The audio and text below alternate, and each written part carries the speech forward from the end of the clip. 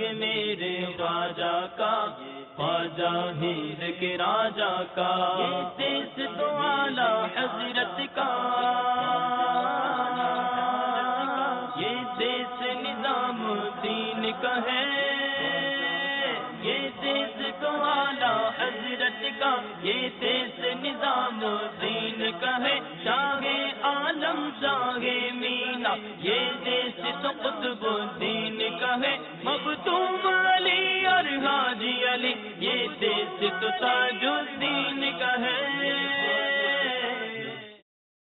یہ دیس ہے میرے خواجہ کا، خواجہ کا میرے خواجہ کا، یہ دیس ہے میرے خواجہ کا، خواجہ ہند کے راجا کا، یہ دیس ہے میرے خواجہ کا، خواجہ ہند کے راجا کا۔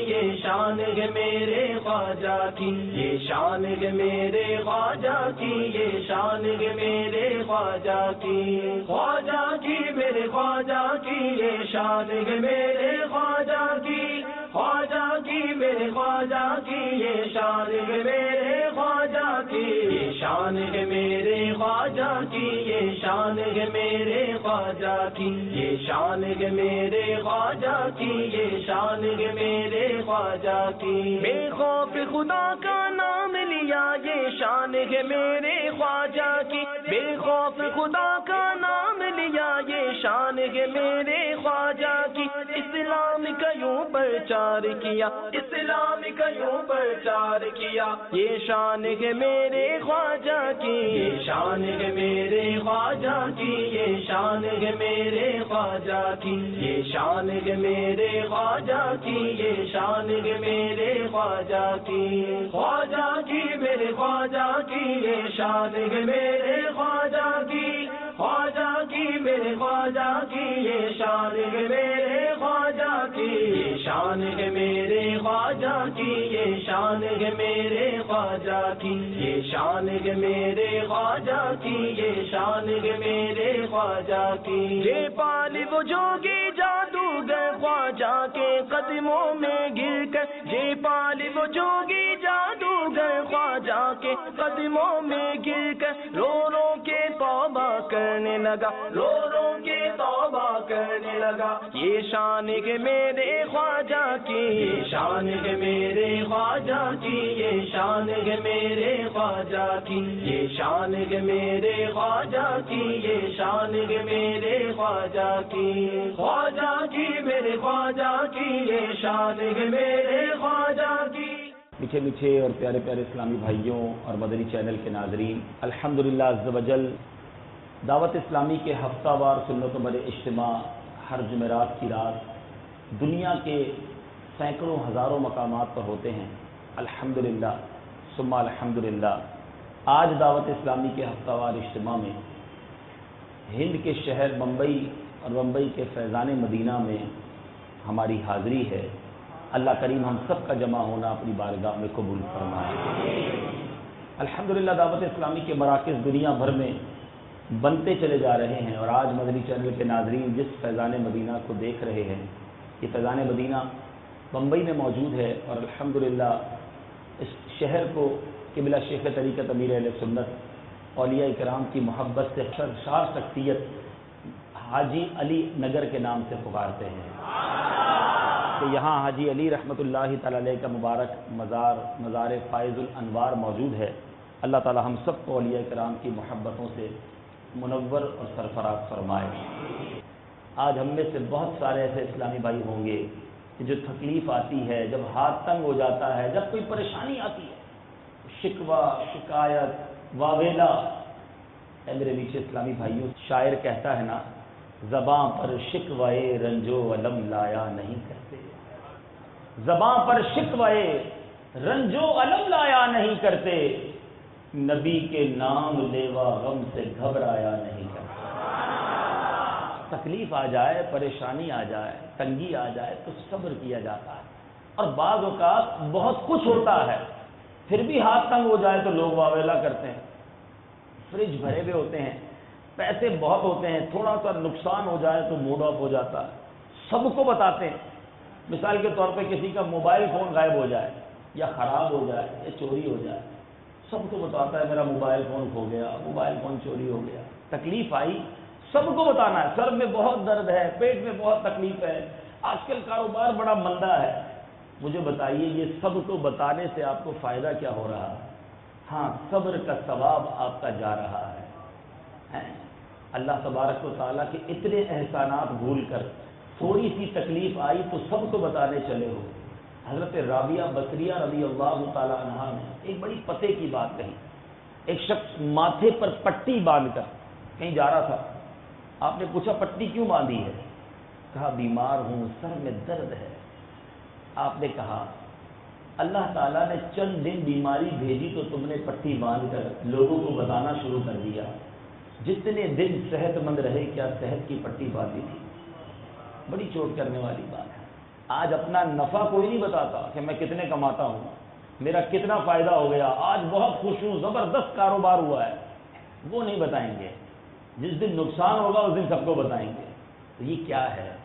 تو اللہ کی رضا پر راضی رہنا سیکھیں. ایک اور شاعر لکھتا ہے نا، کسی کا احسان کیوں اٹھائیں، کسی کو حالات کیوں بتائیں، کسی کا احسان کیوں اٹھائیں، کسی کو حالات کیوں بتائیں، تم ہی سے مانگیں گے تم ہی دو گے، تمہارے در سے ہی لو لگی.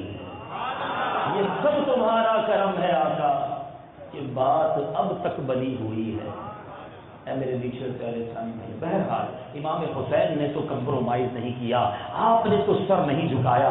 مگر سوچو اگر کل بروز قیامت کربلا والوں سے ہماری ملاقات ہو گئی اور ہم سے انہوں نے سوال کر دیا کہ ہم نے تو اپنے نانا کے دین کے لیے سب کچھ قربان کر دیا، گھر کا گھر لٹا دیا، بتاؤ تم نے ہمارے نانا کے دین کے لیے کیا کیا؟ ہمارے پاس کوئی جواب ہے؟ کیا دین کی سر بلندی کے لیے ہم نے کوئی خدمت کی ہے؟ آج لوگ کہتے ہیں جناب کیا کریں، بچوں کی خوشی کے لیے کرنا پڑتا ہے. ہماری مارکیٹ میں اگر ہم نے رہنا ہے تو مارکیٹ کمپیٹ کرنے کے لیے، مقابلہ کرنے کے لیے جھوٹ بولنا پڑتا ہے، ملاوٹ کرنی پڑتی ہے، کمپرومائز کرنا پڑتا ہے. بات بات پر جواب یہ ملتا ہے کہ بھائی یہ کیوں کرتے ہو؟ کیا کریں، زمانے میں جینا ہے تو کرنا پڑتا ہے. اچھا خاصا نیک نمازی آدمی، چہرے پر داڑھی بھی ہوتی ہے، جب اس کے بچے کی شادی ہو تو عقل حیران ہو جاتی ہے. وہ ڈھول تماشے، وہ گانے باجے، وہ خرافات، وہ فضول خرچی. بندہ کہے کہ یہ آپ کو کیا ہو گیا ہے؟ کہا جناب کیا کرے، بچوں کی خوشی کے لیے کرنا پڑتا ہے. کیا یہ جواب چلے گا؟ اگر کربلا والوں نے پوچھ لیا ان کے بچوں کی خوشی تو یہ تھی کہ پانی مل جاتا، چند قطرے مل جاتے. علی اصغر کے پیاسے گلے پر تیر چلا دیا گیا رضی اللہ تعالیٰ عنہ. علی اکبر کو بھری جوانی میں شہید کر دیا گیا. امام حسین نے بچوں کے لیے چلتا ہے یہ نہیں کہا تھا، اپنا سب کچھ قربان کر دیا. اے کربلا والوں کے غلام اپنے آپ کو کہنے والوں، اے اہل بیت کی غلامی کا دم بھرنے والوں، پنجتن کی غلامی کا دعویٰ کرنے والوں، تم سے سوال ہے دین متین کے لیے تم نے کیا کیا ہے؟ آج کہتے ہیں جناب مارکیٹ میں رہنا ہے تو کچھ نہ کچھ تو گڑبڑ کرنی پڑے گی. کیا جواب دو گے؟ یہ غلامی ہوتی ہے؟ نہیں میرے نیچے اسلامی بھائیوں، ہم خوشی میں بھی آقا کے غلام ہیں، ہم غمی میں بھی نبی پاک کے غلام ہیں. ہم اپنے گھر میں کوئی تقریب ہو تب بھی نبی پاک علیہ الصلوۃ والسلام کے غلام رہیں گے. ایسا نہیں ہے کہ جناب جب گھر میں شادی ہے تو اب مسلمانی اتار کر رکھ دو. ارے اس وقت تو امتحان زیادہ تمہارا ہوگا کہ اب بتاؤ اپنے آقا کے وہ فرامین یاد ہیں کہ نہیں، اہل بیت اطہار کی سیرت پر عمل یاد ہے کہ نہیں. اور جب کاروبار کا موقع آئے، جب دنیا داری کا موقع آئے، اس وقت بھی یہ چیک کرنا ہوگا کہ میرا یہ انداز زندگی کیا سرکار علیہ الصلوۃ والسلام کی غلامی کے مطابق ہے کہ نہیں. امام حسین نے آخری وقت، last time of the life, آخری کام کیا کیا تھا؟ آپ نے سجدہ کیا تھا. وہ کربلا کے تپتے میدان میں تلواروں کی موجودگی میں سجدہ کریں، اور آج مسجدوں میں پنکھے لگے ہوئے ہیں، حی علی الصلاۃ حی علی الفلاح کی صدائیں بلند ہوتی ہیں، اور ہمیں نماز پڑھنے کا ٹائم نہیں ملتا. بندہ کہتا ہے بڑا بیزی ہوں، فجر میں آنکھ نہیں کھلتی. ارے جس کی فجر میں آنکھ نہیں کھلتی اس سے پوچھتا ہوں، جس دن صبح تمہاری 6 بجے ٹرین ہوتی ہے اس دن کیسے آنکھ کھل جاتی ہے؟ اس دن اسٹیشن کیسے پہنچ جاتے ہو؟ ارے جس دن صبح 6 بجے نوکری پہ پہنچنا ضروری ہوتا ہے، کیسے الارم رکھ کے گھر والوں کو کہہ کے نوکری پہ پہنچ جاتے ہو کہ نہیں پہنچا تو نکال دیا جاؤں گا، نہیں پہنچا تو ٹرین چھوٹ جائے گی. تمہیں ٹرین کا خیال ہے، فلائٹ کا خیال ہے، نوکری کا خیال ہے، نہیں خیال تو نماز کا خیال نہیں. کیا جواب دو گے کربلا والوں کو؟ انہوں نے وہاں ایک نماز قضا نہ ہونے دی کہ جہاں جان جا رہی تھی، اور ہم سکون کے عالم میں بھی نمازیں ادا نہیں کرتے. امام حسین رضی اللہ تعالیٰ عنہ کے سر اقدس کی وہ کرامت آپ نے سنی ہوگی، تلاوت ہو تو ایسی ہو، شجاعت ہو تو ایسی ہو، سر شبیر نیزے پر بھی قرآن سناتا ہے. امام حسین کے جب سر اقدس کو نیزے پر لے کر جایا جا رہا تھا، وہ سر اس وقت بھی تلاوت قرآن کر رہا تھا. اے کربلا والوں کے ماننے والوں، وہ جان لٹاتے وقت سجدے کریں، گلا کٹ جائے تو تلاوت کریں، اور تم اپنے گھر میں بیٹھ کر بھی قرآن نہ کھولو، اور پھر کہتے ہو میں پنجتن کا غلام ہوں، میں اہل بیت کا غلام ہوں. ارے خالی نعرے لگانے سے کون سی غلامی ملنی ہے؟ کل بروز قیامت اگر سامنا ہو گیا تو کیا جواب دو گے؟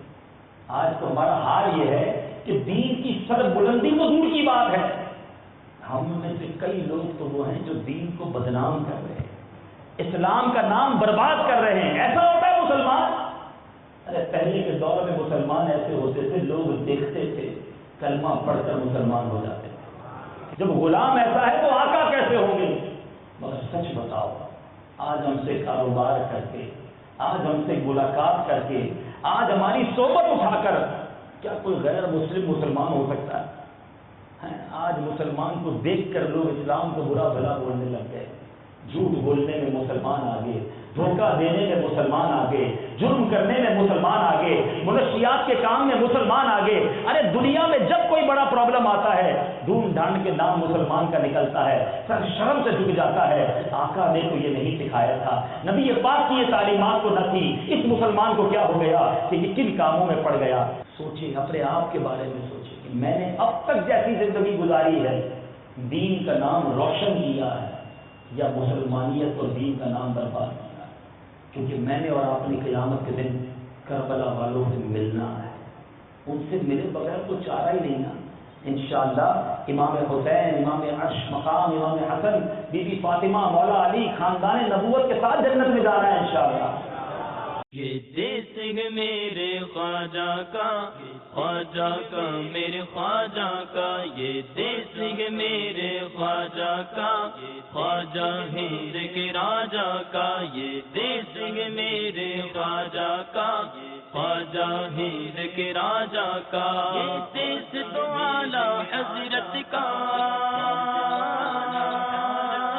یہ دیس نظام دین کا ہے، یہ دیس تو اعلیٰ حضرت کا، یہ دیس نظام دین کا ہے. شاہ عالم شاہ مینا، یہ دیس تو قطب الدین کا ہے. مختوم علی اور حاجی علی، یہ دیس تو تاج الدین کا ہے. دیس میرے خواجہ کا، خواجہ کا میرے خواجہ کا، یہ دیس میرے خواجہ کا، خواجہ ہند کے راجہ کا، یہ دیس میرے خواجہ کا، خواجہ ہند کے راجہ کا، یہ دیس میرے خواجہ کا، خواجہ ہند کے راجہ کا، یہ دیس تو اعلیٰ حضرت کا،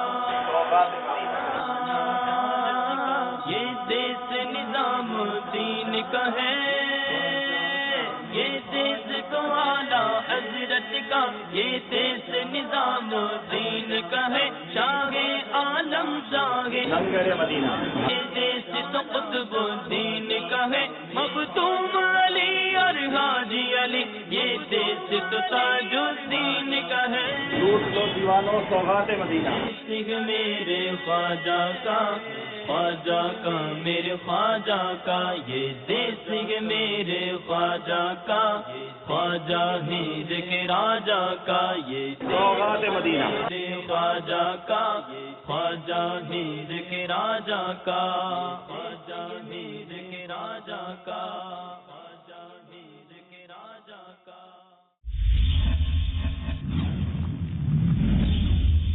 یہ دیس میرے خواجہ کا، خواجہ کا میرے خواجہ کا یہ دیس میرے خواجہ کا، خواجہ ہند کے راجا، راجا کے راجا کا۔ پیارے اسلامی بھائیوں اور مدنی چینل کے ناظرین، دیس ہے میرے خواجہ کا، اس سلسلے میں آج سفر ہے بمبئی کا، وہ شہر کہ جس کو حاجی علی سے ایسی خاص نسبت حاصل ہے۔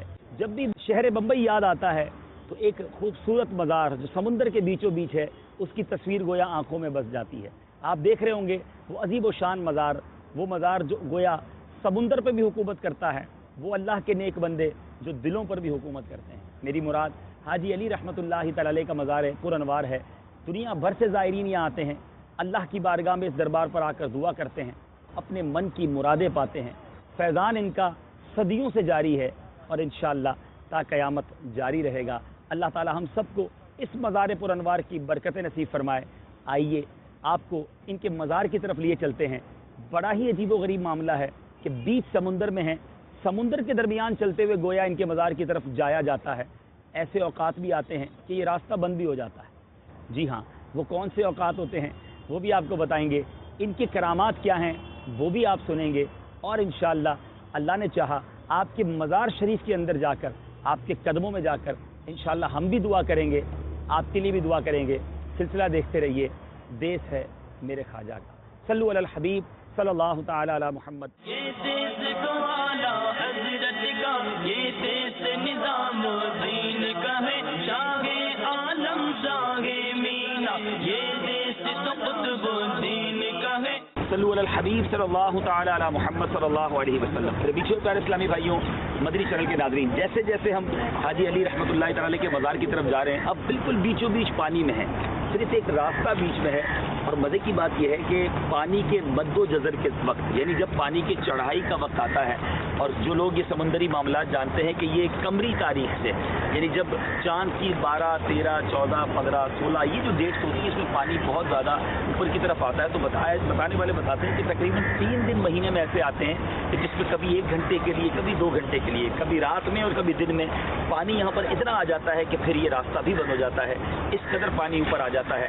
لیکن حاجی علی رحمۃ اللہ تعالی علیہ کی کیا شان ہے، وہ دربار آباد ہے، آباد رہے گا۔ بتانے والے بتاتے ہیں بڑے بڑے طوفان آئے، بڑے بڑے جس کو آپ کہیں کہ پانی کا جو ہے وہ بڑھوتی ہوئی، لیکن مزار شریف کے اندر پانی نہیں جاتا، آپ کی چوکھٹ چوم کر پانی واپس آ جاتا ہے۔ الحمدللہ اللہ والوں کی حکومت سمندروں پر بھی ہے، اللہ والوں کی حکومت دلوں پر بھی ہے۔ الحمدللہ آج سینکڑوں سال انہیں دنیا سے پردہ فرمائے ہو چکے ہیں، مگر ان کی حکومت جاری ہے۔ لوگ جھوک کر جھوک یہاں آنا کچھ عادت سمجھتے ہیں۔ اور دیکھیں کہ پانی کے بیچوں بیچ اس وقت ہم کھڑے ہیں، یہ ایک راستہ ہے جو کنیکٹ کرتا ہے خشکی کو حضرت کے دربار سے۔ تو آئیے اسی راستے کو بھی دیکھتے جائیے، درود پاک بھی پڑھتے جائیے، اور اب ہم مزار شریف کی طرف روانہ ہوتے ہیں۔ صلو علی الحبیب صلی اللہ تعالی علی محمد صلی اللہ علیہ وسلم۔ مختوم علی اور حاجی علی یہ دیس تو تاج الدین کا ہے، دیس میرے خواجہ کا، خواجہ کا میرے خواجہ کا یہ دیس میرے خواجہ کا، خواجہ ہند کے راجا کا، خواجہ ہند کے راجا کا۔ الحمدللہ رب العالمین والصلاة والسلام علی سید المرسلین، اما بعد فاعوذ باللہ من الشیطان الرجیم، بسم اللہ الرحمن الرحیم۔ الصلاة والسلام علیک یا رسول اللہ وعلی آلک واصحابک یا حبیب اللہ، الصلاة والسلام علیک یا نبی اللہ وعلی آلک واصحابک یا نور اللہ۔ میرے میٹھے اور پیارے اسلامی بھائیوں اور مدنی چینل کے ناظرین، الحمدللہ عز و جل آج اس دربار میں حاضر ہیں کہ جو کسی تعارف کے محتاج نہیں ہیں۔ ویسے تو ہند کے ایک شہر میں ان کا مزار ہے، مگر ایسا لگتا ہے کہ کروڑوں دلوں میں ان کی جگہ ہے۔ جی ہاں، میری مراد حاجی علی رحمۃ اللہ تعالی علیہ کی ذات والا تبار سے ہے۔ الحمدللہ آج ان کے دربار میں حاضر ہیں۔ بیچوں بیچ سمندر میں وہ دربار ہے، وہ حکومت ہے کہ جو دیکھنے سے تعلق رکھتی ہے۔ الحمدللہ اولیاء کرام کی شان ہی نرالی ہے، اور فضائل اولیاء میں سبحان اللہ آیات قرآنی بھی ہیں، احادیث کرام بھی ہیں۔ اولیاء کرام کا مرتبہ کس قدر بلند و بالا ہے۔ قرآن مجید فرقان حمید میں اللہ تبارک و تعالی ارشاد فرماتا ہے، الا ان اولیاء اللہ لا خوف علیہم ولا هم یحزنون الذین آمنوا وکانوا یتقون۔ ترجمہ کنز الایمان، سن لو بے شک اللہ کے ولیوں پر نہ کچھ خوف ہے نہ کچھ غم، وہ جو ایمان لائے اور پرہیزگاری کرتے ہیں۔ مفسر شہیر خلیفہ اعلیٰ حضرت علامہ مولانا مفتی نعیم الدین مراد آبادی علیہ رحمۃ اللہ الہادی اس آیت مبارکہ کے تحت فرماتے ہیں، ولی اللہ وہ ہے جو فرائض سے قرب الہی حاصل کرے اور اطاعت الہی میں مشغول رہے، اور اس کا دل نور جلال الہی کی معرفت میں مستغرق ہو۔ جب دیکھے دلائل قدرت الہی کو دیکھے، جب سنے اللہ کی آیتیں ہی سنے، اور جب بولے تو اپنے رب کی پاکی ہی بیان کرے، اور جب حرکت کرے طاعت الہی میں حرکت کرے، اور جب کوشش کرے اسی امر میں کوشش کرے جو ذریعہ قرب الہی ہو، اور اللہ عز و جل کے ذکر سے نہ تھکے، دل کی آنکھوں سے خدا کے سوا غیر کو نہ دیکھے۔ یہ صفت اولیاء کی ہے۔ بندہ جب اس حال پر پہنچتا ہے تو اللہ عز و جل اس کا ولی و ناصر اور معین و مددگار ہوتا ہے۔ سبحان اللہ، گویا اللہ والوں کی شان اس قدر نرالی ہے، سبحان اللہ، کہ ان کے فضائل و برکات، ان کے مناقب جو ہیں گویا قرآن پاک کی آیات سے بھی سیکھنے کو ملتے ہیں، اور جا بجا احادیث میں اولیاء کرام کا مرتبہ بیان ہوا۔ سبحان اللہ۔ اے میرے میٹھے اور پیارے اسلامی بھائیوں، ایک بڑی خوبصورت حدیث پاک نبی پاک علیہ الصلوۃ والسلام نے ارشاد فرمایا، اور اس حدیث کے راوی ہیں سیدنا ابو ہریرہ رضی اللہ تعالیٰ عنہ، اور یہ حدیث بخاری شریف میں ہے۔ میرے آقا فرماتے ہیں، میرا بندہ فرائض کی ادائیگی کے ذریعے جتنا میرا قرب حاصل کرتا ہے، اس کی مثل کسی دوسرے عمل سے حاصل نہیں کرتا۔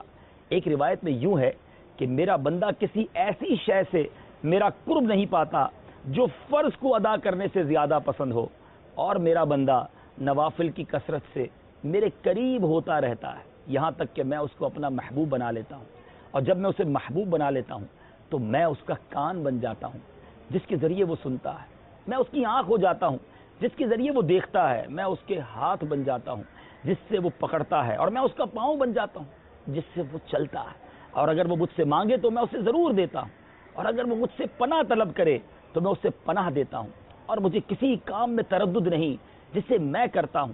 میں کسی کام کے کرنے میں کبھی اس طرح تردد نہیں کرتا جس طرح جان مومن قبض کرتے وقت تردد کرتا ہوں کہ وہ موت کو ناپسند کرتا ہے، اور میں اس کے مکروہ سمجھنے کو برا جانتا ہوں۔ اس حدیث پاک کے پہلے حصے میں اولیاء کرام کی جو شان بیان کی گئی، زبردست انداز ہے میرے رب عز و جل کہ یہ کلام ذرا غور کیجئے، اب تھوڑی سی اس کی شرح سمجھ لیجئے، تاکہ اگر اس حدیث کو سنتے ہوئے کوئی اشکال ذہن میں پیدا ہو تو وہ بھی نکل جائے۔ حضرت سیدنا امام فخر الدین ابو عبداللہ محمد بن عمر رازی رحمۃ اللہ تعالی علیہ نے تفسیر کبیر محقق علی الاطلاق، حضرت سیدنا شیخ عبدالحق محدث دہلوی نے شرح فتوح الغیب، اور حضرت سیدنا قاضی ایاز نے شفا شریف میں اس حدیث پاک کا معنی اور مقصد یہ بیان کیا کہ جب بندہ اپنے آپ کو اللہ رب العزت کے عشق و محبت کی آگ میں فنا کر ڈالتا ہے، اور نفسانیت انانیت والا زنگ اور میل کچیل دور ہو جاتا ہے، اور انوار الہیہ سے اس کا بدن منور ہو جاتا ہے، تو وہ اللہ تعالیٰ کے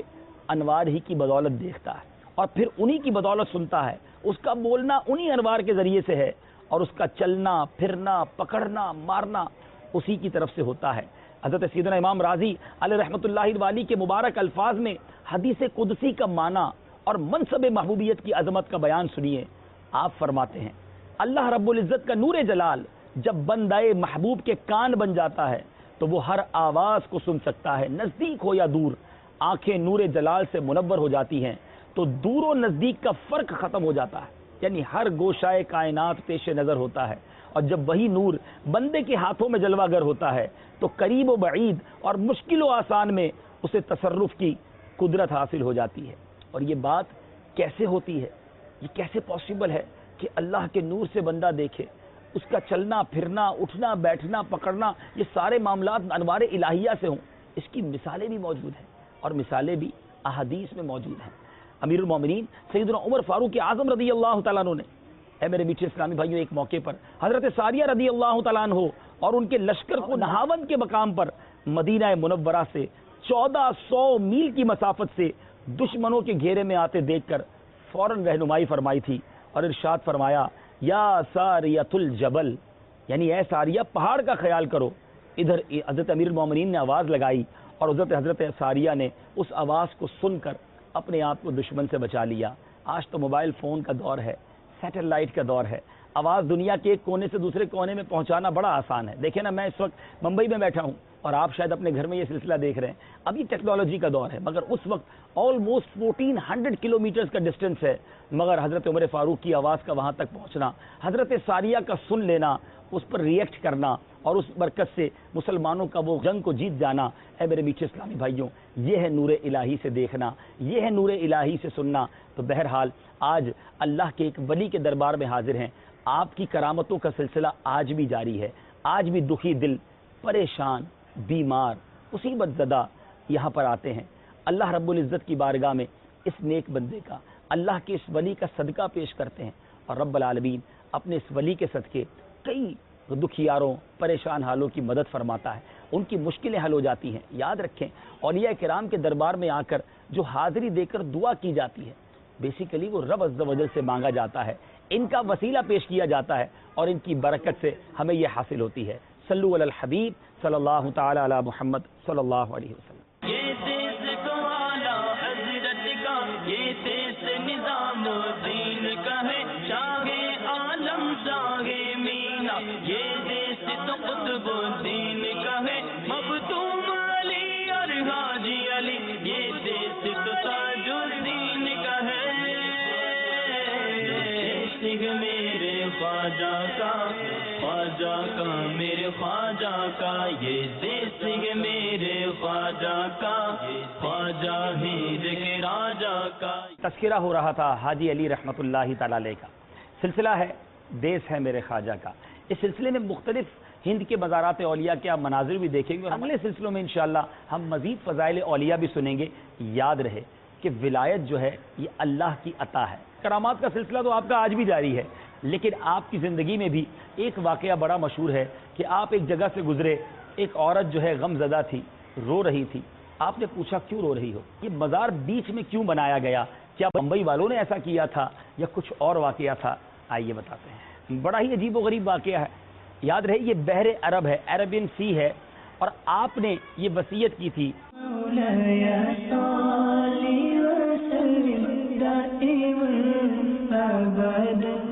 کیا بات عالیہ کی ہے، مختوم علی اور حاجی علی، یہ دیس میرے خواجہ کا، خواجہ ہند کے راجہ کا، یہ دیس تو اعلیٰ حضرت کا،